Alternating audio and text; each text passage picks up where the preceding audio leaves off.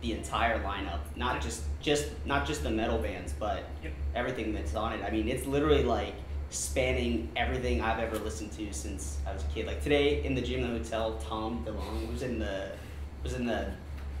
you know, on the treadmill and stuff. I'm like, you know, when I was 12, that dude was my idol. King of the world, yeah. And my first band I ever tried out for was a Blink-182 song. I couldn't play it, so I didn't make it in. It's just crazy to be around like every band you've like pretty much ever listened to, and then for our stage, it's like the best lineup. Yeah. Machine Head, Lamb of God, Gojira, Mastodon, In Flames. I mean, we've toured with pretty much everyone on this tour too. Like, we've been running into people nonstop. That could have been a festival itself. I mean, that's a sick lineup. And luckily, you know, over the last 6-7 years of touring, we've become really good friends with a lot of these bands. In Flames and Machine Head, in particular, really close friends of ours. So it's just a good time, and to see all these bands play, to hang out after the shows, and experience such a great country like Australia. We're really blessed. That's kind of funny, like a lot of us kind of shared that same thing coming into metal. It was like we were all into what was popular within our groups of friends, like pop, especially Florida. It's got really big.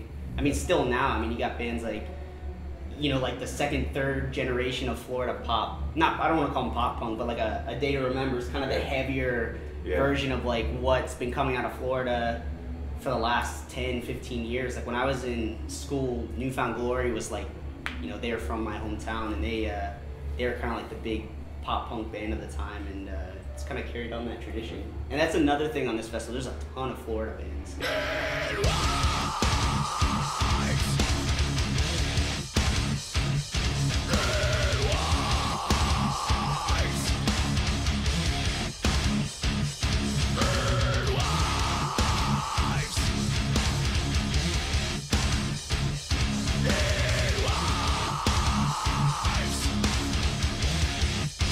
The main guy that was there from the beginning was John Paul Douglas. He's the one that did the documentary.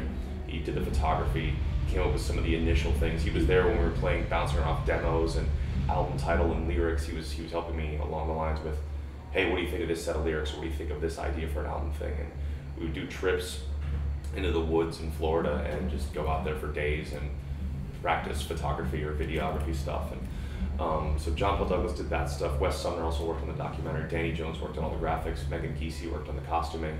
And Ramon Bufiseth did the live DVD, the quote live DVD, and the music videos. A big thing, like I said earlier from the first question, with this record being so different, our live DVD has no crowd, our documentary has no color, our music videos have no performance. It's in that line of doing things different. And all the artists on this album do not come from a metal background. They all come from different things, you know, outside of musical, really, like musical influence. And that's the big thing with this record as well, is it wasn't influenced by music, like, hey, we want to sound like this kind of band or this kind of thing. It was influenced by other mediums, whether film or art or visual art or whatever it may be. The art we make, we don't explain what it is or why it is, but I mean, social media, I guess some people can still carry on the persona of no one knows what they do, when they do, or what they do, but I think you have to meet that cutoff. Yeah, I don't think anyone knows our intimate details of how personal everything can get, but it still is a lot more than it used to be. I mean, the fact that I have a food blog, I don't think most metal bands or black metal bands have that kind of thing, but I appreciate the fact that we could do things like that. So it's not as much of a mystique as I guess it was back in the day, but people appreciate that. I think people want to know a little bit more.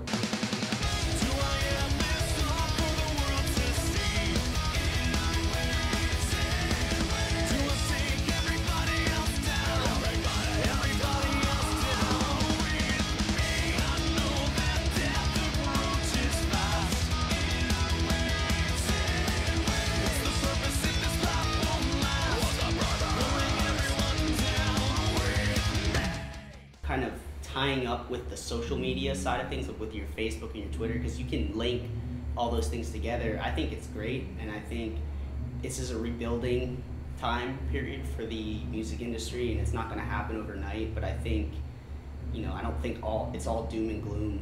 Yeah, people definitely have to get with the times. The people who are trying to fight it, it's not going to work. It's going to keep going. It's going to keep going in this direction. I think a lot more hard media is going to go away. I think CDs will eventually go away. I think DVDs obviously are shrinking, and it's more about streaming. It's more of an instant gratification, instant access to so many different things. I think that that's the way it is, and I appreciate life that way. I don't, yeah, it's, I mean, to quote, it's funny to quote a band, how we used to wait for things and we don't anymore. And I guess I can appreciate that. I like it that way, where I'm sure a lot of other people don't. I'm sure a lot of other people prefer waiting in line at the CD store or the vinyl store to go buy something, but I came into the music world at the CD time. I didn't know much about tapes or vinyl. Never heard vinyl really before, so it's kind of even come back. Yeah, I mean vinyl is popular once again, and that's because people can, you know, people from my generation and even younger can go online and read about those kind of things. That's how they discovered vinyl. They didn't, you know, grow up with that. They don't have that connection like with people that used to listen to vinyl when they would buy records have, you know. It's more of a nostalgia like a rediscovery kind of thing. But I'm addicted to Spotify. I love the fact that nowadays I could be playing Modern Warfare online and people on Facebook can see that I'm doing that. Maybe people can play with me, or they can see exactly what I'm listening to on Spotify and be like, oh, weird, he's listening to that, I want to check it out. There's a sick app that's on Spotify. I think correct me if I'm wrong, it's called like Concert Kicker or something like that. And what it does is it takes anything that's in your playlist, your like most popular playlist that you listen to, and it tells you when any of those bands are coming to your town, and it makes a calendar for you. Yeah, so there's I like saw no on your way. thing, some kid said, oh, because of you recommending this app, I found out you're playing. Yeah, I think that's insane. I mean, now information is so, that's like the value of it. Maybe the streaming isn't the same amount of money that you're gonna get from selling a CD, but that information of people knowing you're gonna play a show and coming to your show, I mean, that's... And it's more than your stuff getting pirated. Yeah, that's definitely...